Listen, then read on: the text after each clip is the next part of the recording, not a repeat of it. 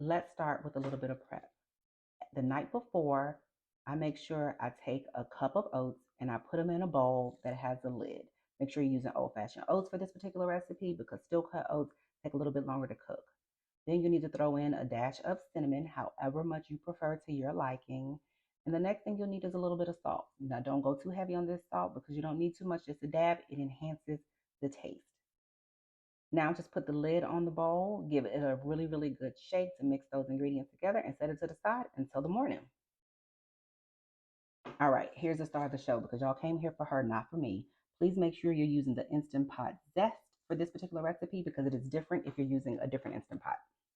Now, you don't have to do it the night before. You can absolutely do it the day of. This is just what works for me. So let's get these oats in the pot. You'll end up needing 1 cup of oats, 1 cup of milk, and 1 cup of water. So when it comes to the liquids, I use the exact same measuring cup that I use for the oats when it comes to the milk and when it comes to the water. No need to get super fancy. I also use almond milk because that is my milk of preference. You're more than welcome to use a different kind of milk, or you can just use 2 servings of water. It's your choice. All right, let's give it a good little stir to incorporate the water, the milk, and the oats together. Nothing too fancy here. Close the pot. Now hit the oatmeal button, and then a timer will appear. 20 minutes is more than sufficient, but you have the option to go up and down on the timer. But once you select the timer you want, wait a few seconds, and it'll start cooking. When the oatmeal is done cooking, you'll hear 3 beeps, and then N will show up across the pot.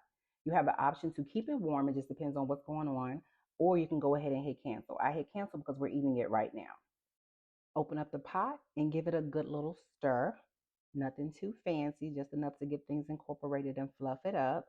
As you'll see, it's a little bit liquidy, and that's what happens when you use a regular measuring cup versus just using 2 of the same dry cup. Either way, it'll thicken up and it'll still be very delicious. Now I'll put just enough in a bowl for me. I'll also add in a mashed up banana for sweetness and maybe some walnuts. The rest will go in a to-go bowl for my husband to eat at work.